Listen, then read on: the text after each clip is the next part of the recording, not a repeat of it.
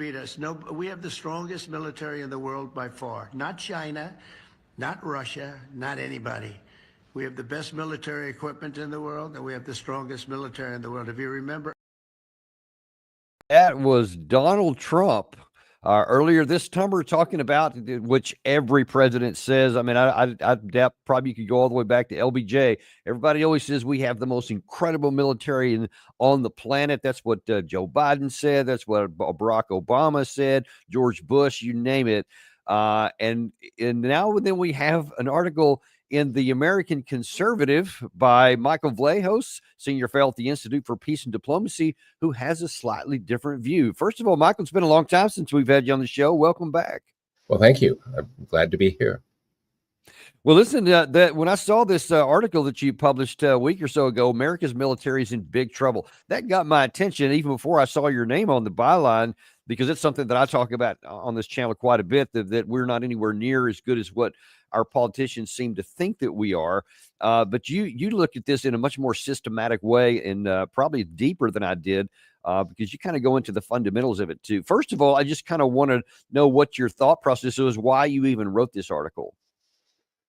Well, it's pretty straightforward. I've been studying and teaching war and strategy my whole life, including obviously most of my childhood, which is when one gets hooked on this. And so, as a historian, I have seen again and again countless repeated instances of great and victorious, supremely successful militaries not only lose their edge, but lose their understanding of what made them successful and victorious in the first place. And the decline in their military effectiveness that happens after a victory is never taken on board by the military that is undergoing this massive and yet unseen and unfelt change. And it's happened again and again to the US, as well as to other famous great nations in modernity like Britain and France. And it's a mystery. So I'm trying to put the mystery out there, because this is the kind of change that no one talks about within military societies. Military societies, but most especially American military societies, look at change through the very narrow aperture of transformation or revolution, as in, say, a revolution in military affairs. But the actual change, the big revolution, is the air coming out of the tires after a great victory, the subsidence, the souffle coming down, if you will. And, there's a famous phrase from our Roman forebears, and that was "Vae victis," which means woe to the vanquished. But I think the more pernicious and hidden, silent but deadly dynamic is what I call "Vae victori," woe to the victors. Yeah, and in fact, that's one of the, as I read through the article, actually the subhead is what got my attention almost as much as the title itself, which was U.S. leaders are marching the armed forces down the path of self-destruction. I mean, that's a really strong language. Now, I kind of felt that way too, so I was real interested in seeing what you had to say. And one of the first things you talked about in there at the first part, which is a phrase I had not heard before, and one, if you can kind of explain to us what it means, is you say there's a risk of peak war. What is that? Peak war is simply the state of mastery, of being at the top of your form, at having every tool and instrument in your box available to you. And it is the peak moment, say, that an Olympian athlete achieves in their gold medal contest. And it is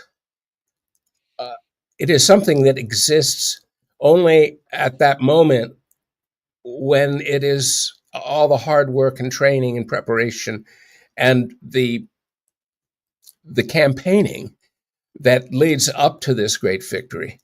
And somehow it's very hard, I think, in the human mind to believe that having attained such a peak moment of almost transcendence, that would go away ever.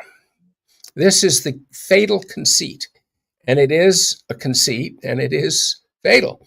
And what I tried to do is parse it into various sub dynamics, various kinds of patterns in which militaries decline from this peak moment that they've achieved. And I think that I know I believe anyway you're going to talk about the Vietnam period at some point here in a minute, but I can just tell you from my own personal experience that the decline that was inherent in part of the way the Vietnam War ended was part of what led to at least within the Army, of saying no more Vietnams. We're not going to do this anymore. And so we went on this big kick to really good, realistic training, holding leaders accountable, et cetera. And that's the Army I entered in 1985, which was still a mantra at that time. And that led us to really, really good combat capability at the Desert Storm, which is kind of, I think we reached our pinnacle. And then we kind of bask in our glory because we're the greatest military power on the planet. That's when I think a lot of people first started saying that stuff. And then the Soviet Union collapsed right after that. Yes. And so now they were kind of going, yeah, I think then my observation is, you tell me what you think, is that we kind of thought, well, this is now a permanent condition and we're always going to be the greatest. So we don't really have to worry about it much anymore. Right. And we forgot the whole agonistes that was Vietnam, and the scramble and the sense of desperation for several years. I remember in the late 70s, I was in graduate school, but I knew a lot of veterans. And we went through this whole process and it worked. And then after Desert Storm, which really was, if it wasn't peak war in terms of actual practice, because we were fighting a very inferior enemy, in our minds as a kind of grand opera, it was a transcendent moment. And the nation shared in that moment too, which made it all the more intense. And the problem is that we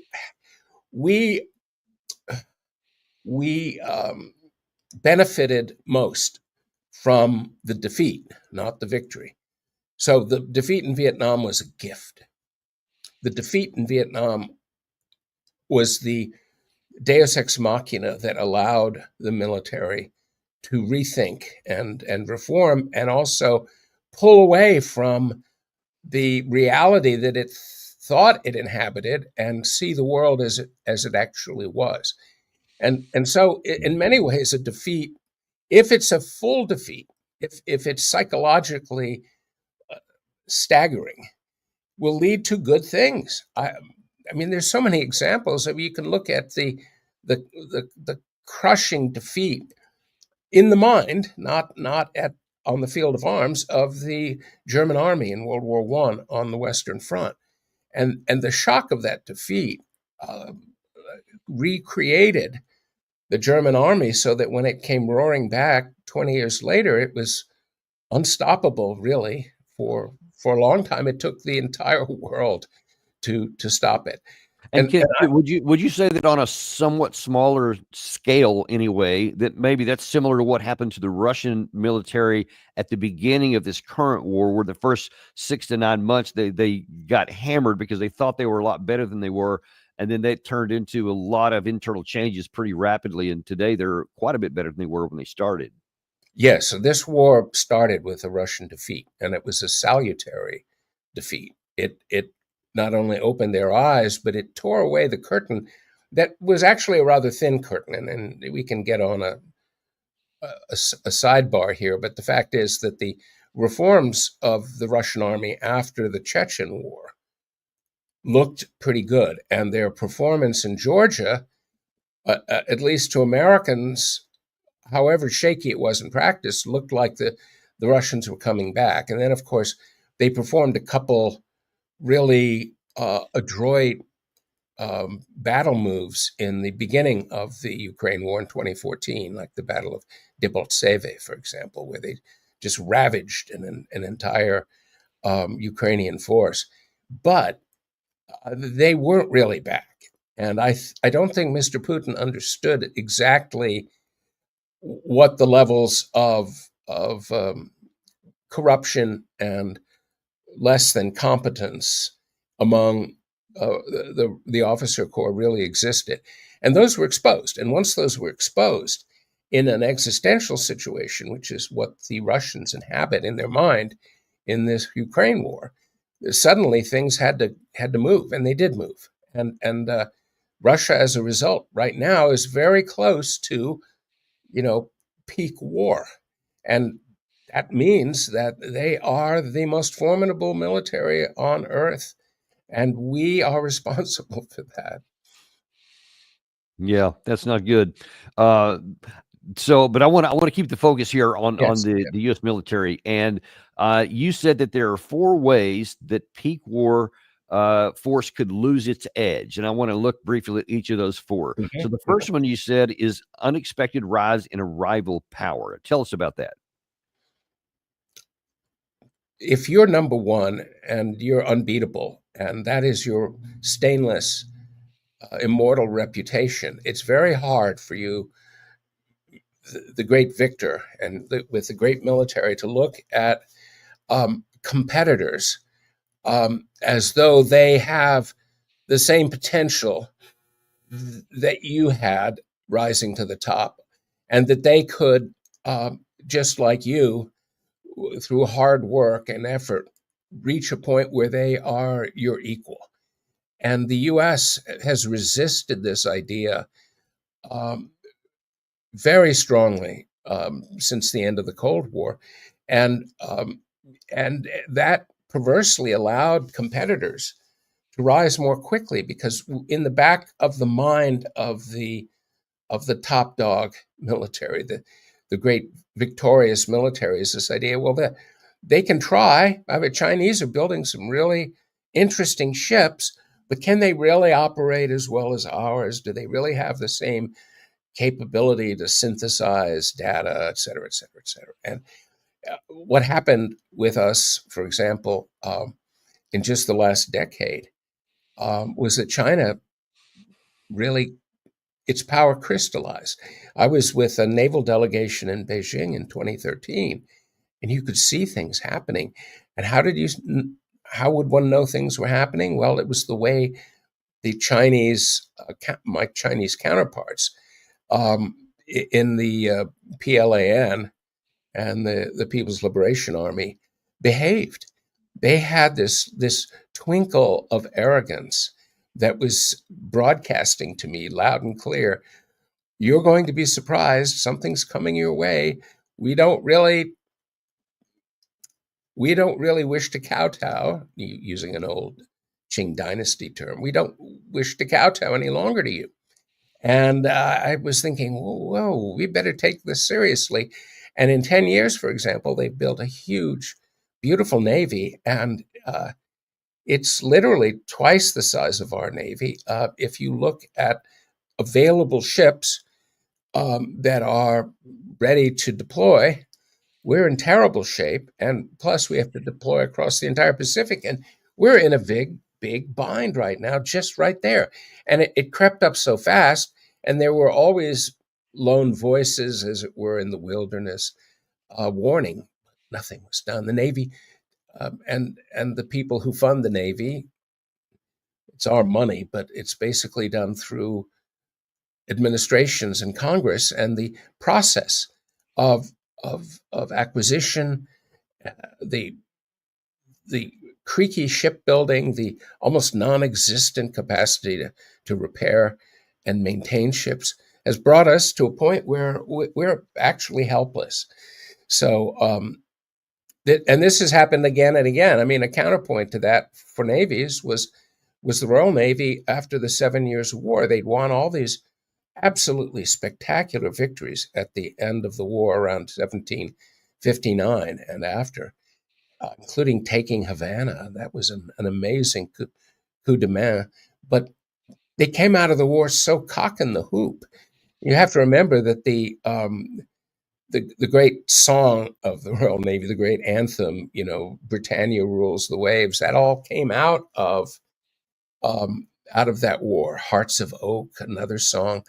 The British reached an intense level of arrogance, and they let their navy slide. So when the American Revolution broke out, the Great Rebellion in 1775, the Royal Navy was unprepared, and the combination of the French and Spanish fleets outnumbered the British 3-2, and they were much better ships. They were better officered and equipped, and Britain got well, Britain was handed a tremendous defeat in the Revolutionary War. And I guess, would you maybe argue that a similar dynamic took place at the outset of World War II, where France, who had, at least in their minds, won World War I, and given the terrible terms to Germany, etc., and considered themselves, as most apparently did, the preeminent land power on the European continent, but then they were destroyed in a month because of the rise of the German army, which you mentioned a second ago, and they were still fighting World War I just better, they thought. And I've studied this a lot, and they did all kinds of studies and experimentation, etc., because they thought they were trying to be modern, but they didn't want to listen to anybody else. And then the Germans did it in a different way, and so this rising power outdid the one that was the continental power, and so fast. Is that a similar dynamic? It is similar in the sense that German rearmament happened with stunning rapidity, and the Germans were all in from the beginning, and so you had this huge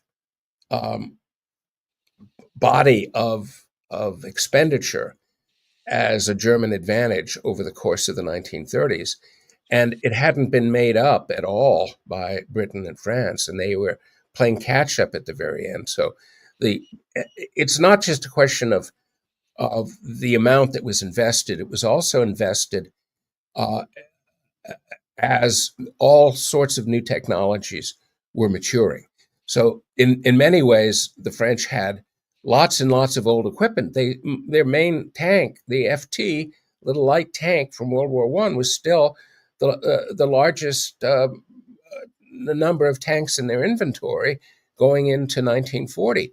And aviation and automotive tank design and all the rest were changing so quickly in the 20s, and by the 30s they came into a kind of final maturity, and the Germans just happened to be at that point then when they had all of this money they sunk into rearmament, and there was a lag on the part of the Allies, and that meant that the French weren't really able to produce new designs until very late in the 30s, and then, as you pointed out, those designs were hobbled by French doctrine, which was still focused on tanks and supporting infantry, and they had never developed any kind of coherent Air Force doctrine. And the kicker, of course, which makes the whole situation in the 30s quite complex, is that France was a divided country, like the U.S. today, very much divided between a far right and far left, and the socialist Léon Blum government that came in 1936, with all of its strikes and labor relations were so bad that they couldn't galvanize their military-industrial complex. Mm. So it was a perfect storm for France. Okay, so how do we stack up against this point number one, unexpected rise of a rival power? Where do we stand right now? Well, we're screwed. We are like the British in the 30s, who were not like the French. The British kept saying, because they were the preeminent power after World War I in Europe and in much of the world, in their own mind at least, and they weren't ready to rearm. They thought that the big enemy was going to be Japan, and so they wanted to appease Hitler and Mussolini so they could send their entire main fleet out to Singapore. And Britain created for itself the same situation that America is laboring under now, where we have a three-front war, essentially, that we've created for ourselves, that we didn't have to, but our own vanity pushed us in that direction. I mean, the British really wanted to focus on Japan. That's a lot like the U.S. focusing on China. And they thought, well, maybe we could buy off Mussolini and incorporate him along with France into a kind of Mediterranean pact, security pact. That didn't work, That didn't especially. work out very well. No, after Mussolini thought, oh, I can do whatever I want. He invaded Ethiopia, and that really screwed everything up. And then the British thought, oh, well, we can at least come to terms with Herr Hitler. He's reasonable. So the British reached out to him and signed a naval treaty in 1935, and they thought they had that front covered. And so they got themselves into a three-front situation, and they were very close to losing it all, as you know. And we've done that too. We have China, we have Iran in the Middle East, and then, of course, Russia. And there was no reason on God's earth that we should ever have been in a confrontation with the Russian Federation. Yeah. So, I mean, just in terms of a big competitor rising, I'm glad you brought up the 30s, because we've done very much what Britain did. We've got ourselves into a situation all of our own making that from which there is no escape. Well, that's that's alarming, and if we stopped right there, that would be trouble. But there's more to come. The next one here, and I've also got some experience at this one here. Allure of fighting a lesser opponent. What's the danger there? The danger is the danger that always lurks in unacknowledged narcissism. When you have achieved a great victory, you want to maintain that special feeling as long as possible. So it becomes extremely tempting to get engaged with lesser powers. First of all, because you know you can whip them with ease. Second, because you're laboring under the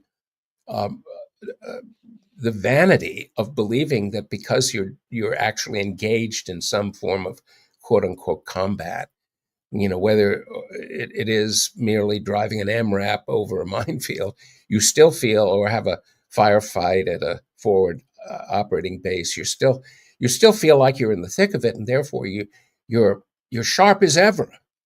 And it also allows you to maintain this notion, therefore, that you're just as good as you were in the big, glorious, great war, the good war that you had fought long ago. And the British fell into that in a big way. Of course, they achieved some great victories at the very end of the Napoleonic Wars, although they were beaten throughout most of that period by Napoleon. But the fact is that Britain came out of the war at this sense that it was the peak military. And there was no real reason for this, because Waterloo, for example, was a coalition victory in which only a relatively small portion were British. And the real fighting had been done by the Russians and the Austrians and Prussians in 1813 and 14. So, but nonetheless, Britain felt that it had this splendid capability, and it was sucked into as the world's, I wouldn't say greatest power necessarily, but certainly for the first half of the 19th century, Britain was the world's industrial powerhouse. And therefore, it was, in many ways, the world power. And it got sucked into a whole bunch of wars. And the first big war was the Crimean War in the 1850s. The British weren't ready for that. And they were practically defeated straight up by the Russians. And eventually, the Crimean War on land was won by French and Italians. And yet the British didn't really learn from that. They had a few small, quote unquote, reforms, but then they were engaged in this Victorian imperial expansion, and they came into contact again and again with all sorts of what were then called native peoples, and tribes, and smaller, third world like places. Thinking here, Egypt. And And so for the United States, does that? I mean, I'm guessing you're looking at what we've done in Libya, in Somalia, obviously Iraq, Afghanistan against lesser opponents. Although our record not even very good against the lesser opponents, because we're still in Iraq, we're still in Syria. We didn't defeat the Houthis, and we lost outright in Afghanistan. So how do we stack up there? Well, you're bringing up one of the really essential paradoxes of vae victori, and that is to say that you don't necessarily have to win. You just have to look as though you're dominant, and you can accept a certain kind of overhead. It was like the phrase that came out of Vietnam and was in Harry Summers' book, which was, "Well, we won all the battles." This was Harry Summers talking to a Vietnamese general. I think it was Giap, and he, but we lost the war. The U.S. did not win in Iraq.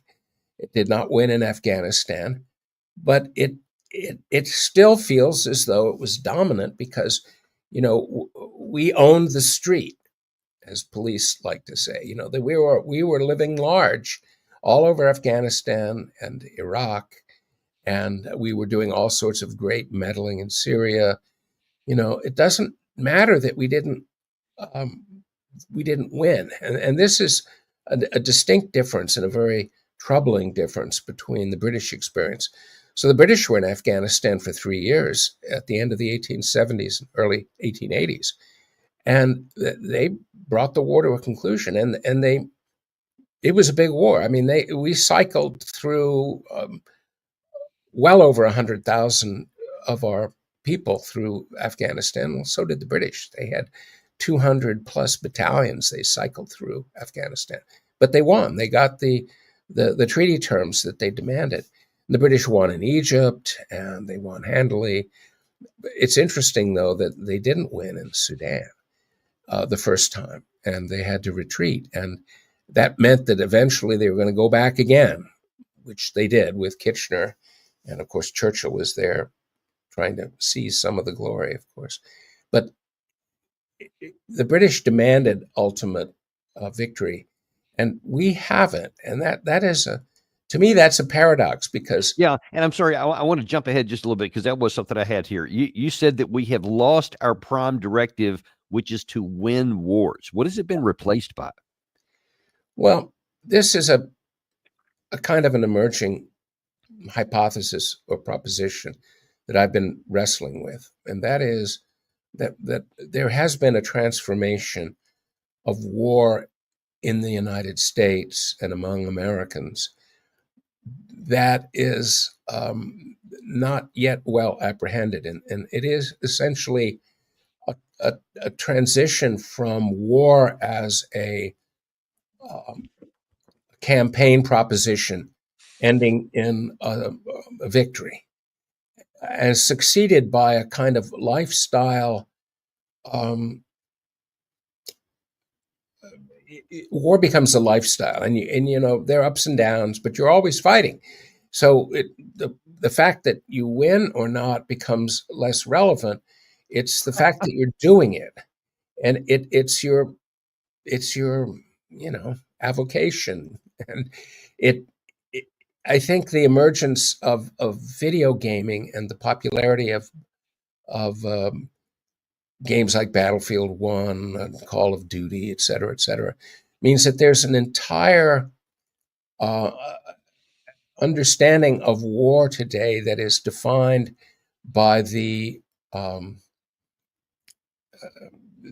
excitement, the adrenaline pumping first-person shooter.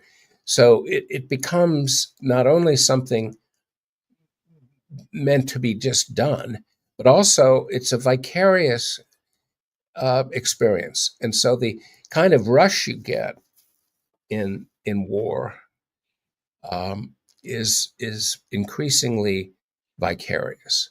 So it's the fact that we're out there flexing, that we're dropping bombs, that we're patrolling, that we're it's the doing of it rather than the outcome. And added to that, the doing of it is something that we all experience as a little frisson, a little thrill, and it is remarkable because it means, in one sense, that we don't take war seriously, or in contrast, that war is not essentially what it used to be. It's not do or die. It is a thrill experience. Well, is that perhaps sort of packaged up in your number 3 one, which was we live in a peak war legend? Yeah, peak war legend. And what is that, if you could explain? A peak war legend is where the transcendental achievement of uh, uh, uh, victory in a great, even existential war, puts your military in a place in their own minds where they have ascended to something not seen since antiquity, for example, that the military has become a kind of god of war. And it was easy for the U.S. to fall into that because of the incredible power and glory of American arms in World War II. The Russians basically won the war in Europe and lost maybe up to 18, 20 million soldiers. But they didn't come out of it. They didn't come out of it as gods of war. They came out of it saying, we got to make sure this doesn't happen again. But the U.S. was in a position where it orchestrated all the victory. It fed and armed the Russians. It did the same for the Brits. It was the arsenal of democracy. We had by the end of the war, we had 50% of the world's GDP, and the triumph was pushed even harder by the presentation of this majesty and power in the form of the B-29 and the aircraft carriers and battleships of the Navy. America looked like an unstoppable force, and it could do anything it wished. This was still the feeling without any sort of decrement that the U.S. went into Vietnam feeling that they had such a technology edge, so much power, that the president of the U.S., Lyndon Baines Johnson, could say, well, we can have all these social programs and fight a war in Vietnam too. Guns and butter, it was called. And that is interesting because we fought a war in Korea where the United States was defeated straight up in a strategic campaign by the People's Liberation Army. It was the first straight up defeat on that scale since the Fredericksburg campaign in 1862. I mean, but we just shrugged it off. Yeah. It didn't matter because, it was the reality of American power and the fact that we could do anything, so that we could at the same time accept a kind of overhead in terms of, not so much in terms of losses, but in terms of outcome. We weren't dependent on victory any longer. We were dependent on presenting and maintaining the kind of celestial authority we had in war.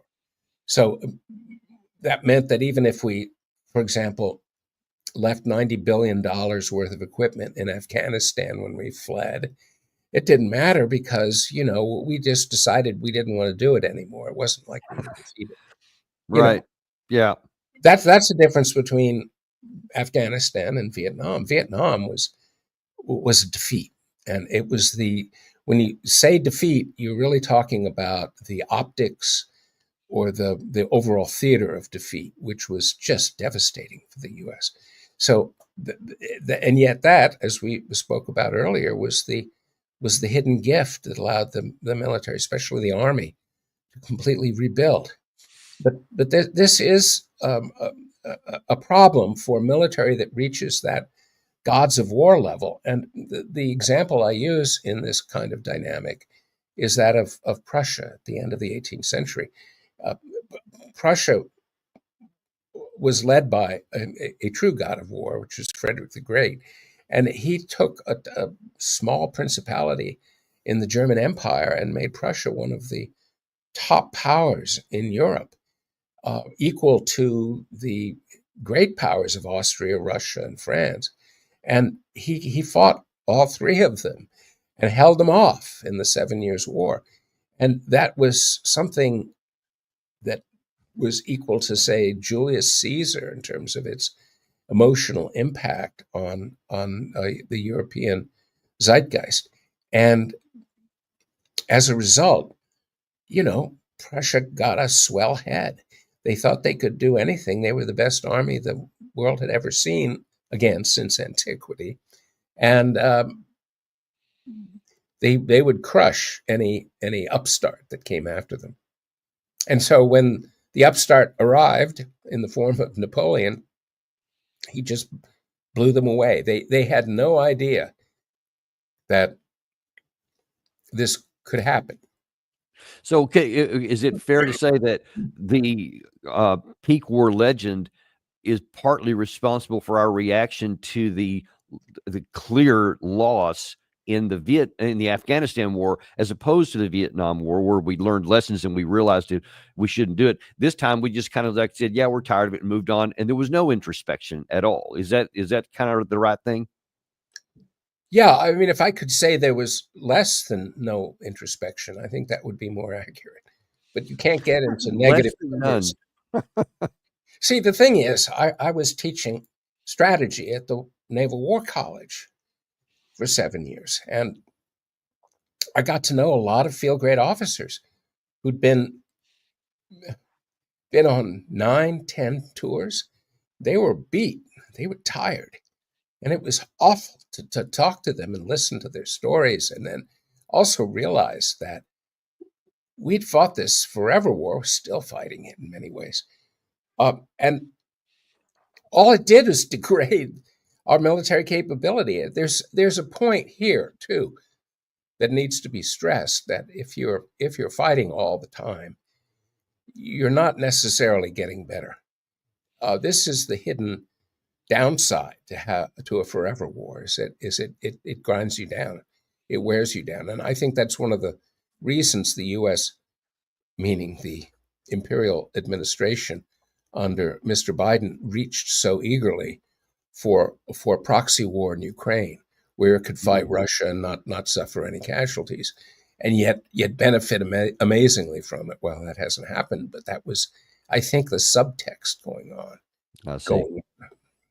So, in the interest of time, I'm going to skip the fourth one, your fourth point, which was haul it out by competing agendas at home. We could probably spend a whole session on that, but I want to move on to really where this leaves the United States, because you basically say, and as you did in the subhead there, that we're on the path to self-destruction, and you say toward the end here that the senior military leaders deserve some of the blame for deterioration.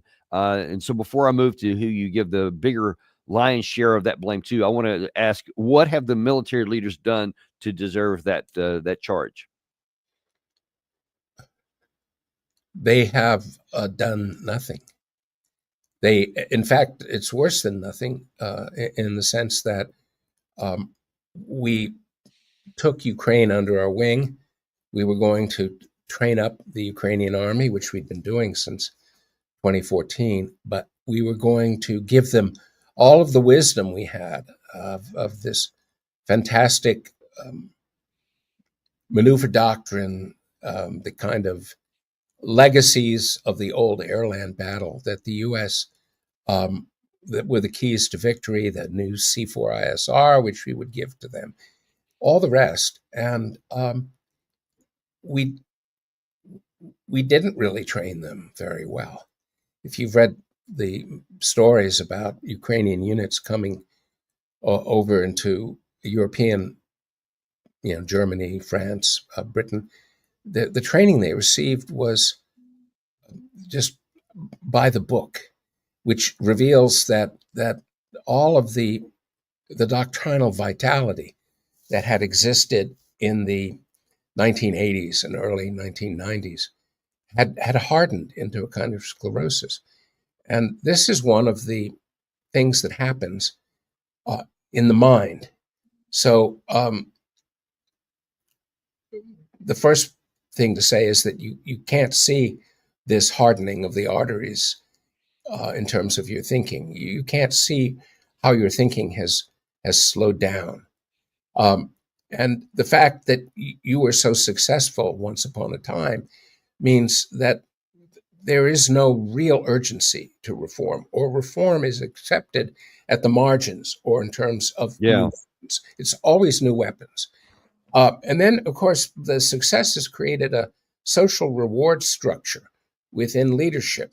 So people who are pushing things, pushing for change, like Colonel McGregor, they're the ones who are eased out. And the result is that success creates an unmoving barrier to change. Mm. And that always means that the former top dog is always playing catch up. And I don't just mean catch up as in say, oh, China's outbuilt us at sea. I'm talking about playing catch up in terms of thinking. So much has happened in Ukraine, and yet look at how slowly we're responding. Look at how Mike, there was a I don't know if you saw it, but there was maybe 2 or 3 weeks ago, there was the publication of an updated U.S. armored tactical doctrine for the company level, I think it was. Yeah. And it was roundly mocked in both Russia and Ukraine because they said, you're teaching people to do stuff. It's like you said a second ago. I looked at it, and it was marginally different than what I had been trained when I was an armor officer. And, they said this, you're living in a fantasy land. This will never work in today's modern battlefield. And yet there it is printed. That's our doctrine. That's our update.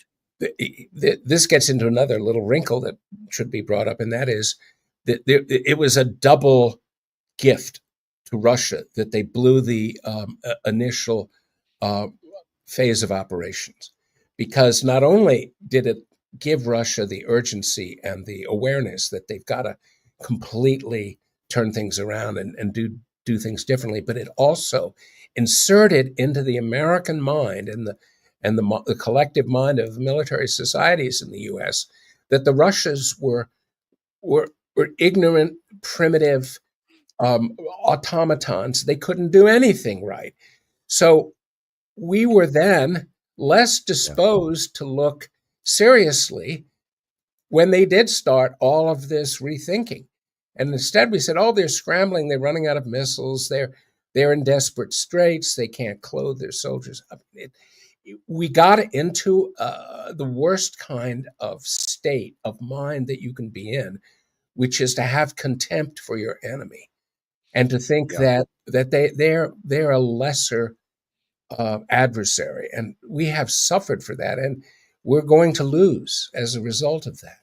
So there's so many ironies here, but the main bottom line is there's no way we can do anything positive now to get better until we suffer a big humiliation. I want to get to that in just a second.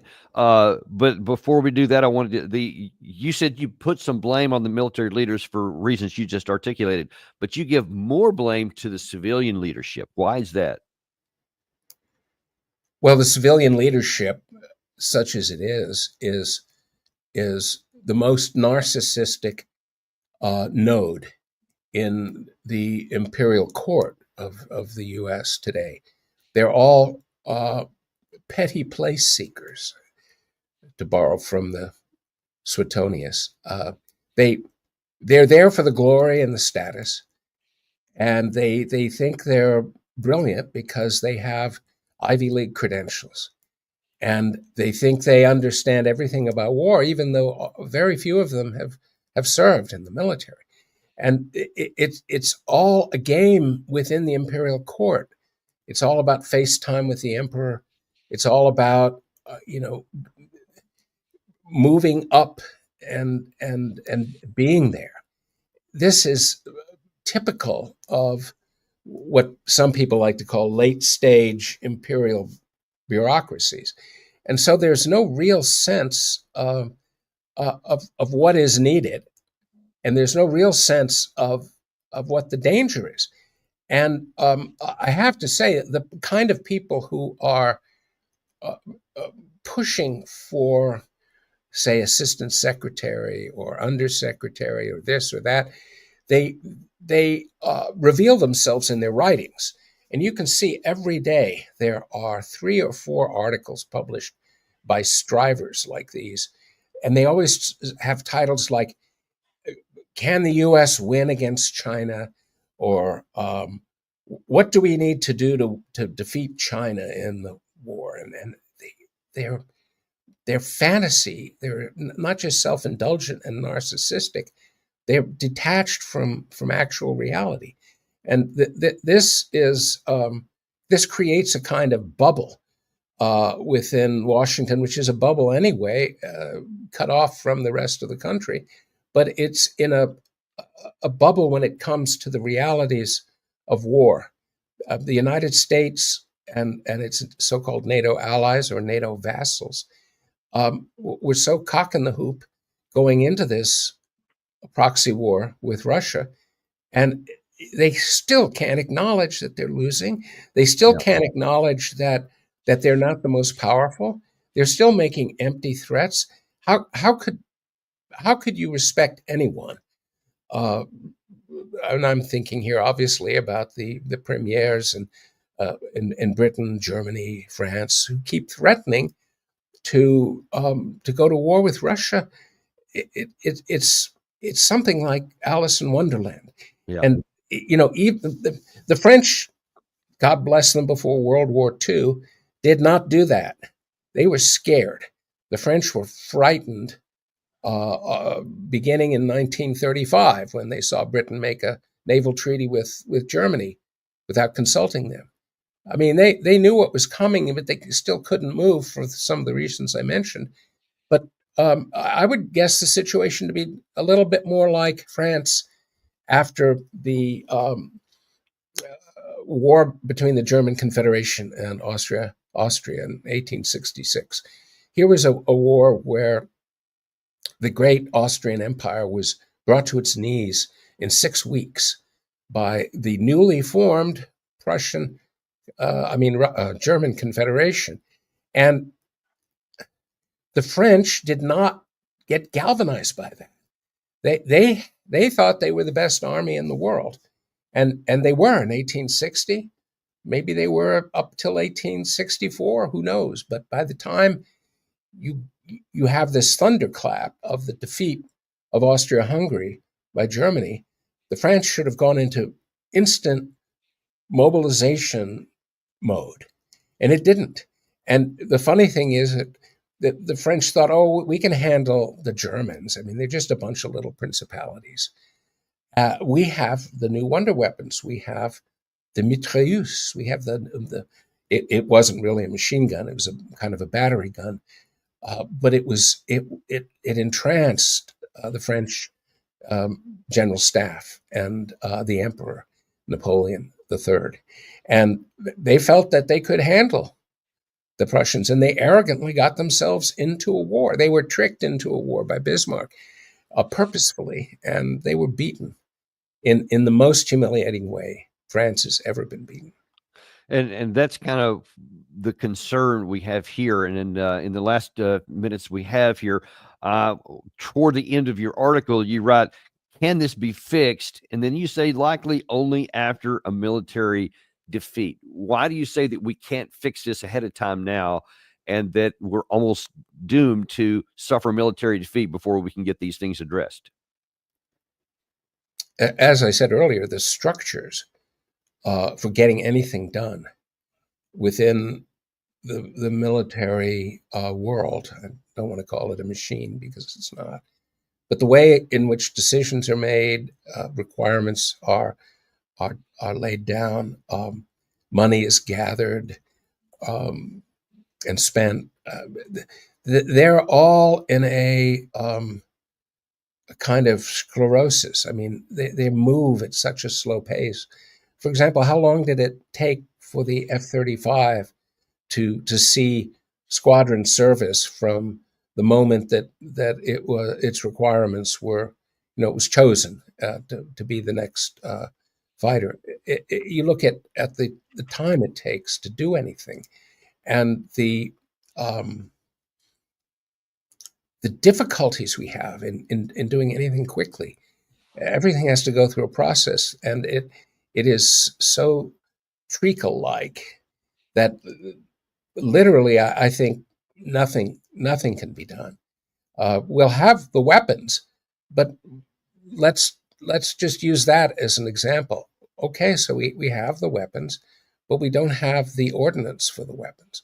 We used it up, giving it to Ukraine, and then in a spasm of merely 12 days, as we tried to protect Israel from hundreds and thousands of Iranian missiles, we used everything up, and we can't produce them.